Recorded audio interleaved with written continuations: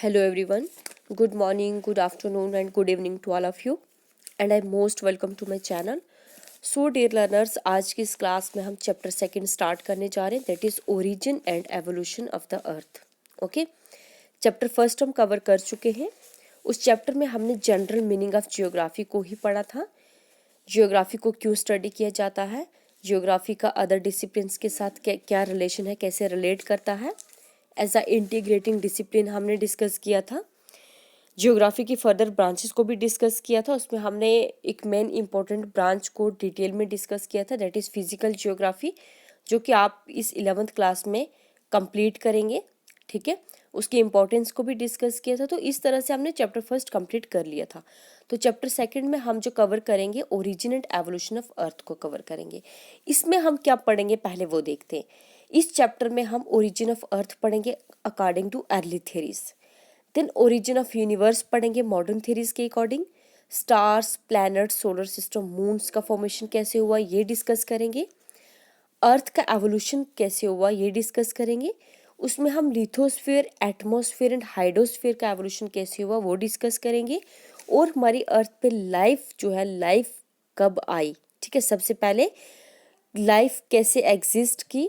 ठीक है, उसमें एनिमल्स का एवोल्यूशन कैसे हुआ, ह्यूमन बींग्स का एवोल्यूशन कैसे हुआ, बैक्टीरियाज, माइक्रो ऑर्गेनिजम्स ये कब आए, नेचुरल वेजिटेशन का एवोल्यूशन कब हुआ, ये सारी चीज़ें हम इस यूनिट में कवर करेंगे.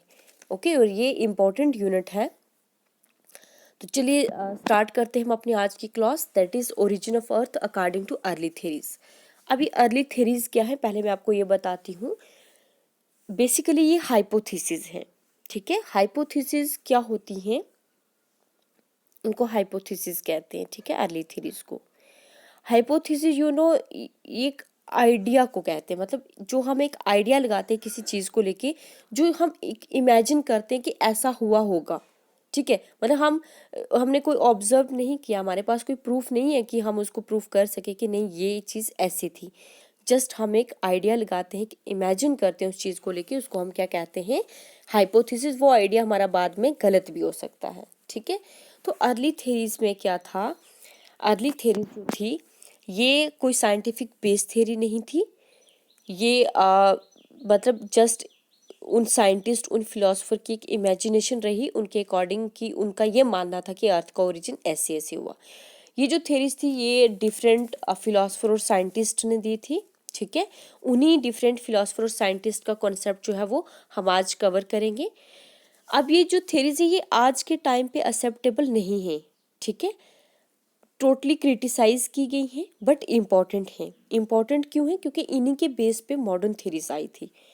अब उन साइंटिस्ट ने जो अपने कॉन्सेप्ट दिए थे अर्ली थ्योरीज में, जो अपने आइडियाज़ एक्सप्रेस किए थे, उनके आइडियाज़ को क्रिटिसाइज किया. मतलब जैसे मैं अगर कुछ बोल रही हूँ, मैं वो चाहे गलत ही बोल रही हूँ, दूसरा बंदा उसको आके बोलेगा कि नहीं आप गलत बोल रहे हैं, ये ऐसे नहीं ये ऐसे था, तो वो उसको करेक्ट करेगा. राइट, जो उसको करेक्ट करेगा इट मीन्स कि मेरी बात चाहे गलत थी बट इम्पॉर्टेंट थी कि उसने मेरी बात के ऊपर फोकस किया, ऑब्जर्व किया, तो उसने एक मतलब राइट स्टेटमेंट दे दी. तो इस तरह से ये थ्योरी जो है ये इंपॉर्टेंट मानी जाती है क्योंकि ये मॉडर्न थ्योरी का बेस है. तो चलिए स्टार्ट करते हैं हम अपनी क्लास. आज हम डिफरेंट फिलोसफर और साइंटिस्ट का कॉन्सेप्ट देखेंगे, ओरिजिन ऑफ अर्थ को इन्होंने कैसे कैसे एक्सप्लेन किया हुआ है. तो सबसे पहले हम यहाँ पे जर्मन फिलोसफर हैं एक, इमैनुअल कांट है उनका नाम, उनका कॉन्सेप्ट देखेंगे. इमैनुअल कांट जो थे सबसे पहला कॉन्सेप्ट इन्हीं का आया था अर्थ के ओरिजिन को लेके. ठीक है, इन्होंने अपना जो ये हाइपोथेसिस दिया था, ये कॉन्सेप्ट दिया था, सबसे पहले दिया था 1755 में. ठीक है, इनके अकॉर्डिंग हमारी अर्थ जो है ये कैसे बनी, इसका ओरिजिन कैसे हुआ, प्लैनेट्स की फॉर्मेशन कैसे हुई वो देखते हैं. कांट के अकॉर्डिंग क्या था कि जो आज का हमारा यूनिवर्स है, ठीक है, इस यूनिवर्स की जगह स्टार्टिंग में यहाँ पे एक प्रीमोर्डियल मैटर हुआ करता था. क्या हुआ करता था, प्रीमोर्डियल मैटर. ठीक है, ठीक है, प्रीमोर्डियल मैटर. ओके, वो जो प्रीमोर्डियल मैटर था वो किसकी फॉर्म में था, वो स्मॉल और कोल्ड पार्टिकल्स की फॉर्म में था. आप यहाँ पे देख सकते हैं स्मॉल एंड कोल्ड पार्टिकल्स. ठीक है, स्मॉल एंड कोल्ड पार्टिकल्स की फॉर्म में था. ठीक है, मीन्स कि ये जो पार्टिकल्स थे ये स्टार्टिंग में क्या थे, कोल्ड थे. ठीक है। यहाँ पे नीचे मैंने लिखा हुआ भी है फ्रेगमेंट्स ऑफ प्रीमोर्डियल मैटर, ठीक है। अब इन पार्टिकल्स के बीच में क्या हुआ, ये एक दूसरे की ओर अट्रैक्ट होना शुरू हो गए। क्या हो गए, अट्रैक्ट होना शुरू हो गए। किसकी वजह से, ग्रेविटेशनल पुल की वजह से, ठीक है। ग्रेविटेशनल फोर्स जो थी, ग्रेविटेशनल फोर्स यू नो, जो चीजों को अपनी ओर खींचती है, ठीक है। ग्रेविटेशनल फोर्स की वजह से इनके बीच में एक दूसरे की ओर अट्रैक्ट होना शुरू हो गए। स्मॉल पार्टिकल्स लार्जर की ओर अट्रैक्ट हुए, लार्जर जो है स्मॉल की ओर अट्रैक्ट हुए, ठीक है।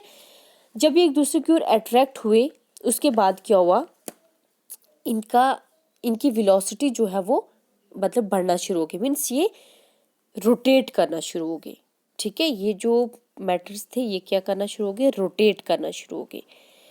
रोटेट की वजह से इनकी वेलोसिटी जो थी, वेलोसिटी वो हाई होगी। टेम्परेचर इनका जो था वो इंक्रीज होना शुरू हो गया इन पार्टिकल्स का, ठीक है।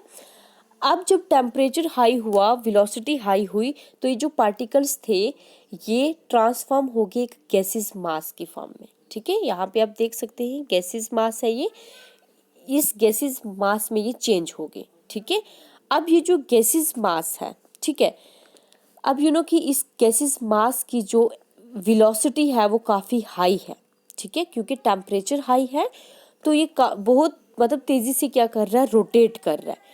अब इसकी वेलोसिटी हाई होने की वजह से क्या हुआ, इस गैसेस मास में रिंग्स जो हैं वो रिंग्स डेवलप होना शुरू हो गई।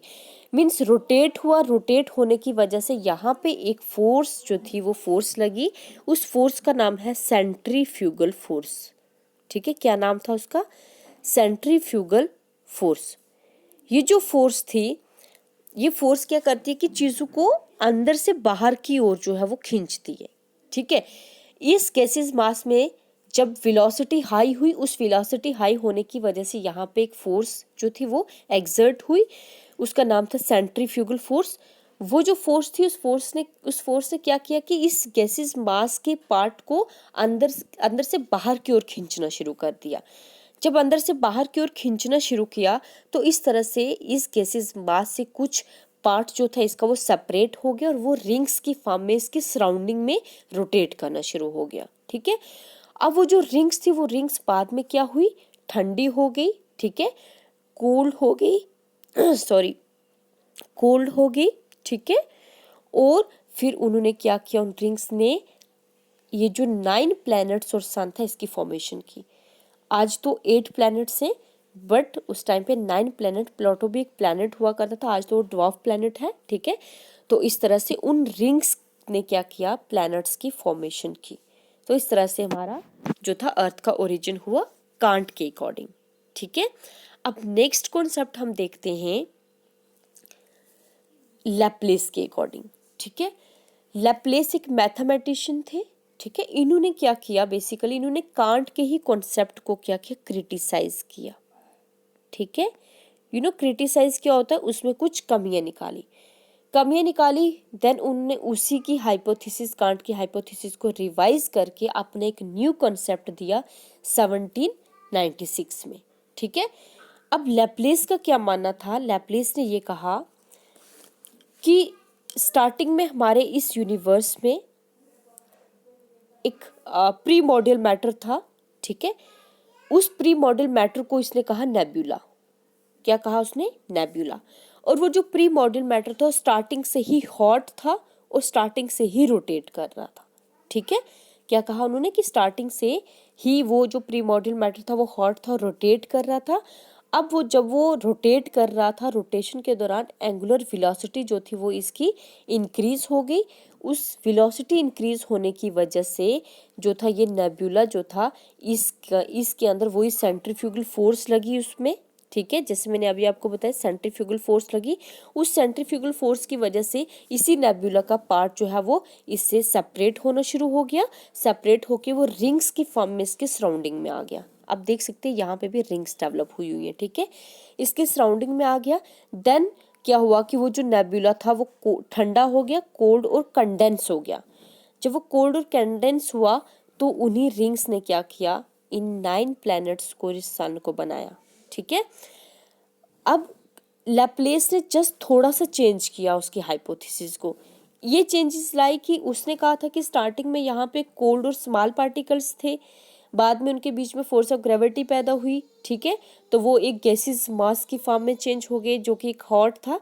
लेकिन लैप्लेस ने कहा था कि स्टार्टिंग में ही यहाँ पे एक हॉट रोटेटिंग नेब्यूला था जिसको उसने प्रीमॉर्डियल मास कहा, और उसमें जब हॉट था तो वेलोसिटी इंक्रीज की, वेलोसिटी इंक्रीज करने की वजह से वहाँ पे सेंट्रीफ्यूगल फोर्स जो थी वो एग्जर्ट हुई, उसके एग्जर्ट होने की वजह से उस नेब्यूला का ही पार्ट कुछ सेपरेट हो गया और रिंग्स की फॉर्म में उसके सराउंडिंग में आ गया, ठीक है, और जब वो सराउंडिंग में आया तो वही रिंग्स बाद में ठंडी हो गई, कंडेंस हो गई, और उन्हीं रिंग्स ने क्या किया, इन 9 प्लैनेट्स की फॉर्मेशन की। तो इस तरह से कांट और लैप्लेस के अकॉर्डिंग अर्थ का ओरिजिन ऐसे हुआ था। Okay, thank you so much.